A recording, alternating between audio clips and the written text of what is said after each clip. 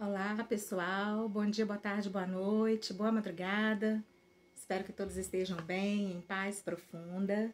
Meu nome é Débora Matos, eu sou terapeuta floral, terapeuta holística, estudante de algumas terapias. E é com imenso prazer que hoje eu vou começar a leitura. Eu já tinha anunciado no vídeo anterior sobre...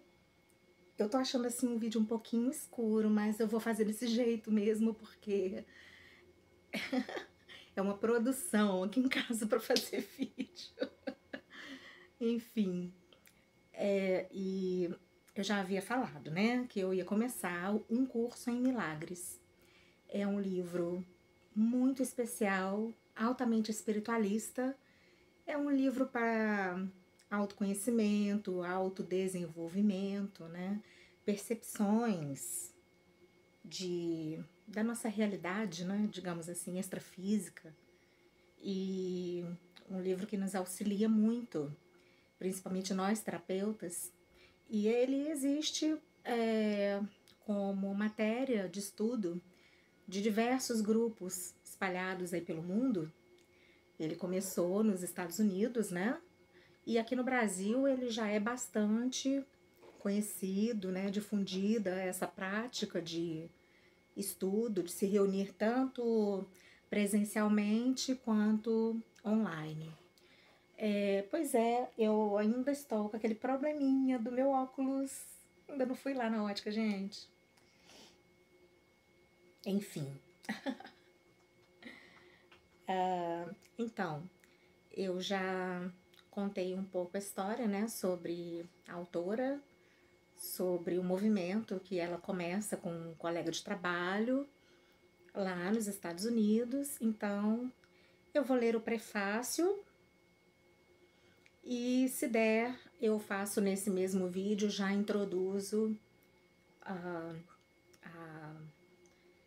o conteúdo agora. Meu Deus, me fugiu me fugiu o nome. O conteúdo propriamente dito, né, dos capítulos. Então vamos lá. Deixa eu colocar aqui direitinho. Prefácio. Esse prefácio foi escrito... Peraí, deixa eu só aumentar mais um pouquinho ele aqui para mim. Esse prefácio foi escrito em 1977 em resposta aos muitos pedidos para que se fizesse uma breve introdução a um curso em milagres. As duas primeiras partes, a primeira é como veio a existir e a segunda é o que é. São de autoria de Ellen Schumann, que é quem recebeu este trabalho. A parte final, que é o que diz, foi escrita pelo processo de ditado interno descrito no prefácio, porque ela diz que ela recebe como um ditado interno as palavras desse livro, né, que ela verifica como sendo Jesus. E como veio a existir? Começa aqui o primeiro. Um curso em milagres começou com a decisão repentina de duas pessoas de se unirem com uma meta comum. Seus nomes eram Ellen Schumann e William Tedford, professores de psicologia médica na Faculdade de Medicina e Cirurgia da Universidade de Colômbia, na cidade de Nova York. Quem eram eles não importa, exceto que a história mostra que com Deus todas as coisas são possíveis. Eles eram tudo menos pessoas interessadas no espiritual. O seu relacionamento era difícil e frequentemente tenso, e eles estavam preocupados com o nível de aceitação pessoal e profissional em suas vidas e com o status. Em suma, tinham investido de forma considerável nos valores do mundo. As suas vidas dificilmente estavam de acordo com qualquer coisa que o curso advoga. Ellen, que recebeu o material, descreve a si mesma nestes termos: psicóloga, educadora, teoricamente conservadora e ateísta em minhas crenças. Eu estava trabalhando num ambiente altamente acadêmico e de muito prestígio. De repente, algo aconteceu que desencadeou uma série de eventos que eu nunca poderia ter previsto. O chefe do meu departamento inesperadamente anunciou que ele estava cansado dos sentimentos raivosos e agressivos que as nossas atitudes refletiam, e concluiu dizendo que tem que haver um outro jeito. Como se eu estivesse esperando esse sinal, concordei em ajudar a achá-lo. Aparentemente, esse curso é o outro jeito. Apesar das suas intenções serem sérias, eles tiveram muita dificuldade em iniciar o seu empreendimento conjunto. Mas tinham dado ao Espírito Santo um pouco de boa vontade, que, como o curso enfatiza uma e outra vez, e suficiente para capacitá-lo a usar qualquer situação para os seus propósitos, suprindo-a com o seu poder. Continuando o relato de Ellen, feito na primeira pessoa. 3 meses estarrecedores precederam o manuscrito em si, durante os quais Bill sugeriu que eu anotasse os sonhos altamente simbólicos e as descrições das estranhas imagens que vinham a mim. Apesar de já ter aprendido a me acostumar mais ao inesperado naquela altura, eu me surpreendi muito quando escrevi: esse é um curso em milagres. Essa foi a minha apresentação à voz. Ela não tinha som, mas parecia estar me dando um tipo de ditado interno e rápido que eu anotava num caderno de taquigrafia. O ato de escrever nunca era automático. Podia ser interrompido a qualquer momento e depois continuava daquele ponto. Isso me deixava muito desconfortável, mas nunca me ocorreu seriamente parar. Parecia ser um projeto especial que eu tinha aceito de alguma forma em algum lugar. Ele representava um empreendimento feito em colaboração verdadeira entre Bill e eu. E muito da sua significação, eu tenho certeza, está nisso. Eu anotava o que a voz dizia, ele ia para ele no dia seguinte, então ele datilografava o que eu lhe ditava. Eu imagino que ele tenha tido seu projeto especial também. Sem o seu apoio e encorajamento, eu nunca teria sido capaz de realizar o meu. Todo o processo levou aproximadamente 7 anos. O texto veio primeiro, depois o livro de exercícios e, finalmente, o manual dos professores. Apenas algumas modificações de menos importância foram feitas. Os títulos dos capítulos e subtítulos foram inseridos no texto e algumas das referências mais pessoais que ocorreram no início foram omitidas. Exceto isso, o material não sofreu modificações substanciais. Os nomes dos colaboradores na transcrição do curso não aparecem porque o curso pode e deve se manter por si próprio. Não se pretende que ele venha a ser a base para outro culto. O seu único propósito é suprir um caminho no qual algumas pessoas serão capazes de encontrar o seu próprio professor interno. O que é? Como seu título indica, o curso é todo composto como um instrumento de ensino. Consiste de 3 livros: o texto, de 721 páginas, o livro de exercícios para estudantes, de 512 páginas, e o manual de professores, de 94 páginas. A ordem que os estudantes escolhem usar os livros e as formas nas quais o fazem depende de suas necessidades e preferências particulares. O currículo que o curso propõe é cuidadosamente planejado e explicado passo a passo, tanto ao nível teórico quanto ao prático. Ele enfatiza a aplicação prática mais do que a teoria e a experiência mais do que a teologia. Declara especificamente que Uma teologia universal é impossível, mas uma experiência universal não só é possível, como necessária. Manual, página 79.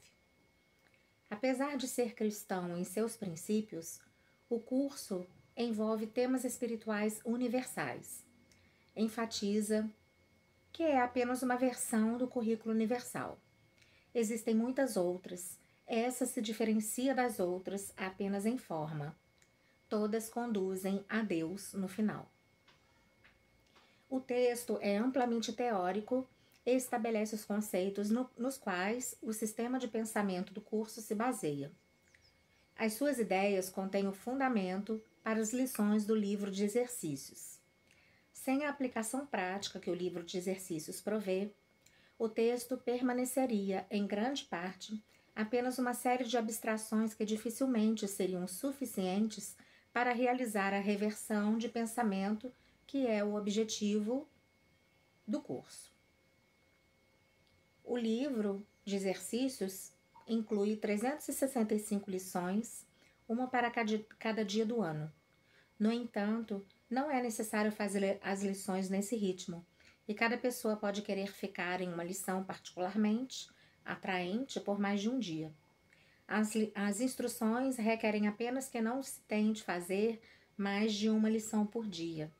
A natureza prática do livro de exercícios é salientada pela introdução às lições, que enfatiza a experiência através de aplicações práticas mais do que um comprometimento anterior a uma meta espiritual. Acharás difícil acreditar em algumas das ideias que esse livro de exercícios te apresenta, e outras podem te parecer bastante surpreendentes. Isso não importa. Meramente te é pedido que apliques as ideias assim como és dirigido a fazer. Não te é pedido para julgá-las em absoluto. Só te é pedido que use-as. E o uso destas ideias, que lhes dará significado para ti e te mostrará que são verdadeiras.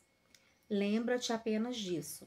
Não precisas acreditar nas ideias, não precisas aceitá-las e não precisas nem mesmo acolhê-las bem. A algumas delas pode resistir com veemência. Nada disso importará ou diminuirá a sua eficácia. Mas não te permitas fazer exceções ao aplicar as ideias contidas no livro de exercícios, e quaisquer que sejam as tuas reações às ideias, use-as. Não, nada mais do que isso é requerido. Livro de exercícios, página 2.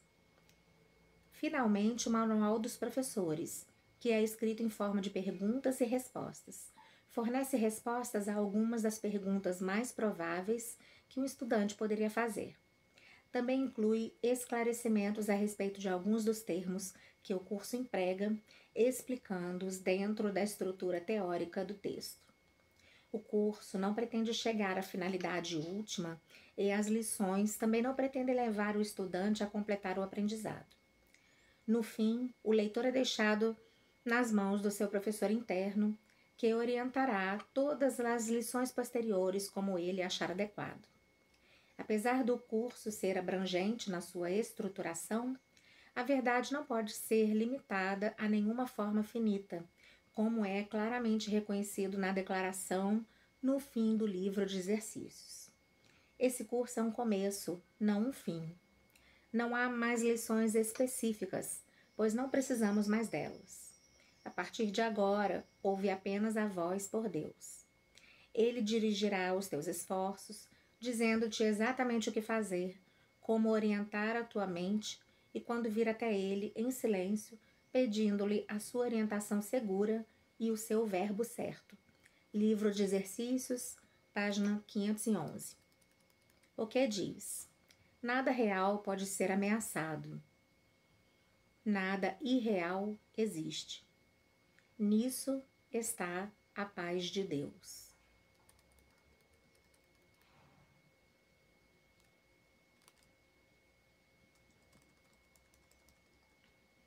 É assim que o curso em milagres começa. Ele faz uma distinção fundamental entre o real e o irreal, entre conhecimento e percepção.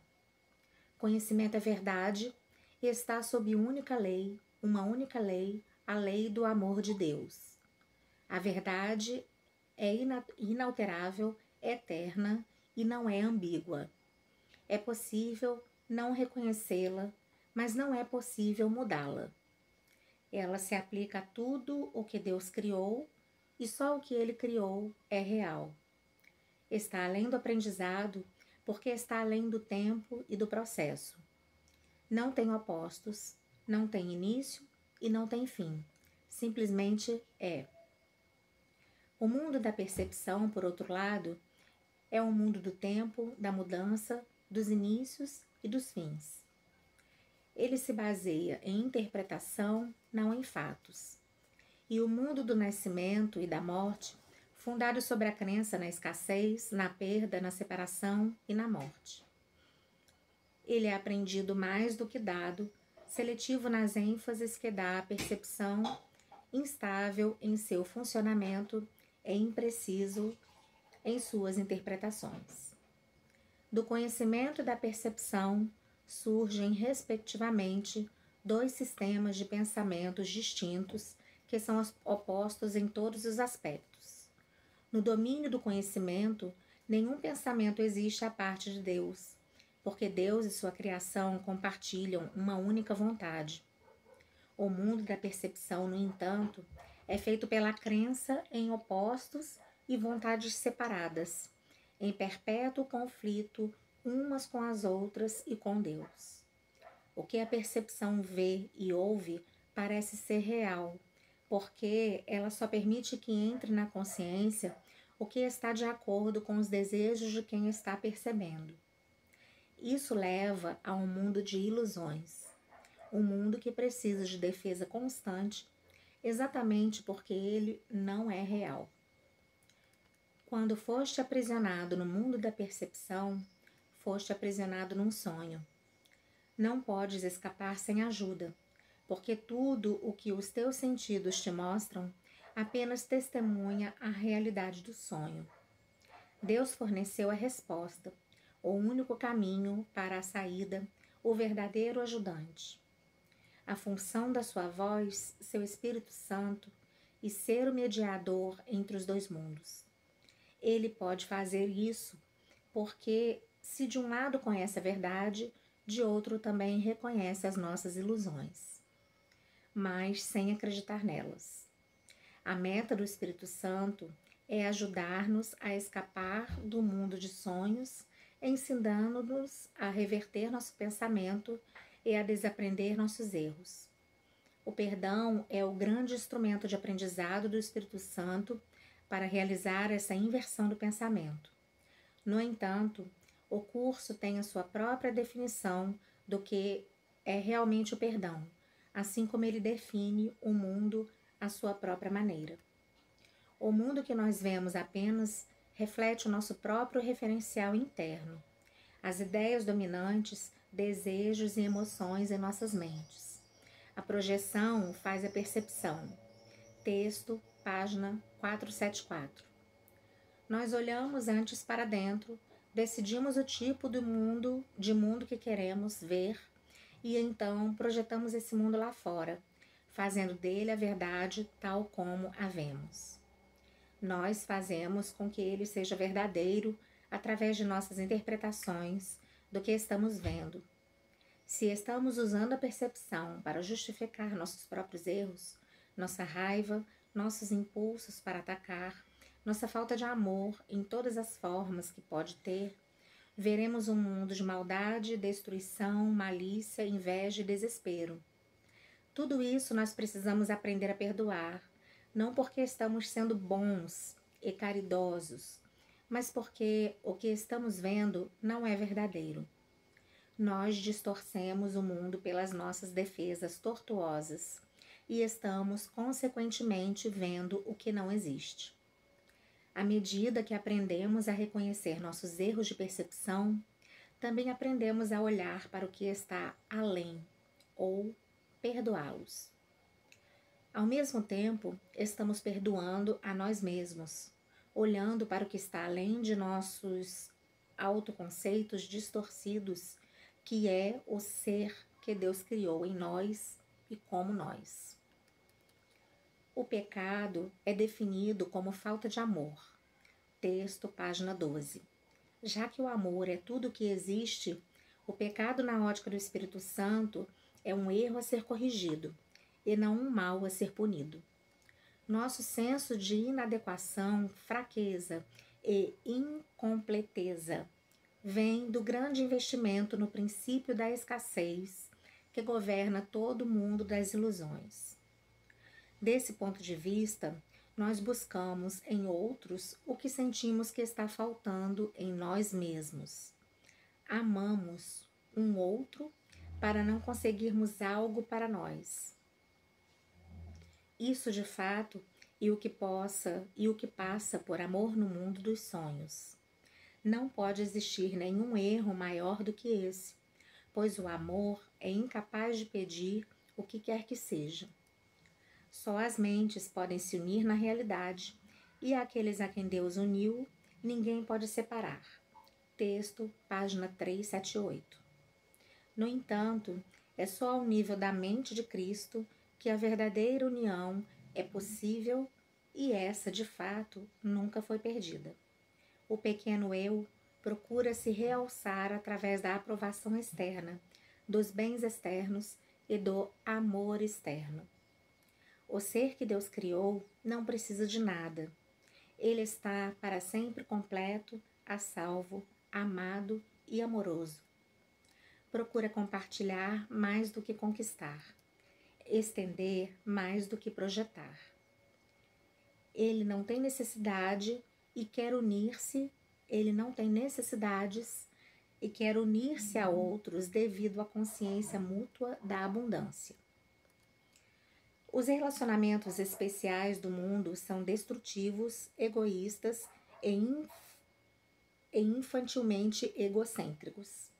No entanto, se damos ao Espírito Santo, esses relacionamentos podem vir a ser as coisas mais santas na terra, os milagres que indicam um caminho para o retorno ao céu.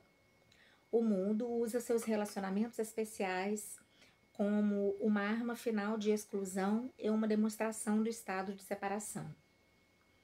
O Espírito Santo os transforma, em lições perfeitas de perdão e lições que nos levam a despertar do sonho. Cada um é uma oportunidade de deixar que as percepções sejam curadas e os erros corrigidos. Cada um é mais uma chance de perdoar a si mesmo, perdoando ao outro. E cada um vem a ser mais um convite ao Espírito Santo e à lembrança de Deus. A percepção é uma função do corpo e, portanto, representa um limite na consciência. A percepção vê através dos olhos do corpo e ouve através dos ouvidos do corpo. Evoca as respostas limitadas que o corpo dá. O corpo parece ser amplamente automotivado e independente. No entanto, ele responde só às intenções da mente. Se a mente quer usá-lo para o ataque em qualquer forma, ele vem a ser vítima da doença, da idade e da decadência. Se, em vez disso, a mente aceita o propósito que o Espírito Santo tem para ele, ele vem a ser um meio útil de comunicação para os outros, invulnerável por tanto tempo quanto for necessário para ser gentilmente deixado de lado quando a sua utilidade chegar ao fim. Em si mesmo, ele é neutro, como tudo no mundo da percepção, e usado para os objetivos do ego ou do Espírito Santo, dependendo inteiramente do que a mente quer. O oposto da ótica que se tem com os olhos do corpo é a visão de Cristo, que reflete força em vez de fraqueza, união em vez de separação e amor no lugar do medo. O oposto da audição através dos ouvidos do corpo é a comunicação através da voz por Deus. O Espírito Santo que habita em cada um de nós. A sua voz parece distante e difícil de ser ouvida, porque o ego, que fala pelo ser pequeno e separado, parece falar muito mais alto. De fato, isto está revertido. O Espírito Santo fala com uma clareza inconfundível e com um apelo irresistível. Ninguém que não escolhesse se identificar com o corpo poderia ser surdo às suas mensagens de liberação e esperança, ou poderia falhar em aceitar com alegria a visão de Cristo em lugar do seu miserável retrato de si mesmo. A visão de Cristo é a dádiva do Espírito Santo, a alternativa de Deus para a ilusão da separação e para a crença na realidade do pecado, da culpa e da morte. É a única correção de todos os erros da percepção, a reconciliação dos aparentes opostos nos quais esse mundo se baseia. A sua luz benigna mostra todas as coisas de outro ponto de vista, refletindo o sistema de pensamento que surge do conhecimento e fazendo com que o retorno a Deus não só seja possível, mas inevitável. O que era considerado como injustas feitas a alguém por outra pessoa, agora vem a ser um pedido de ajuda e um chamado para a união. O pecado, a doença e o ataque são vistos como percepções equivocadas que pedem um remédio através da gentileza e do amor. As defesas são postas de lado porque onde não há ataque, não há necessidade delas. As necessidades de nossos irmãos passam a ser as nossas, porque eles fazem conosco a jornada em direção a Deus. Separados de nós, eles perderiam o seu caminho. Sem eles, nós nunca poderíamos achar o nosso. O perdão é desconhecido no céu, onde a sua necessidade seria inconcebível. No entanto, nesse mundo, o perdão é uma correção necessária a todos os erros que cometemos. Oferecer o perdão é o único modo de recebermos, pois ele reflete a lei do céu, onde dar e receber são a mesma coisa. O céu é o estado natural de todos os filhos de Deus, como ele os criou. Essa é a sua realidade para sempre. Ela não foi mudada por ter sido esquecida. O perdão é o meio através do qual nós nos lembraremos. Através do perdão, o pensamento do mundo é revertido.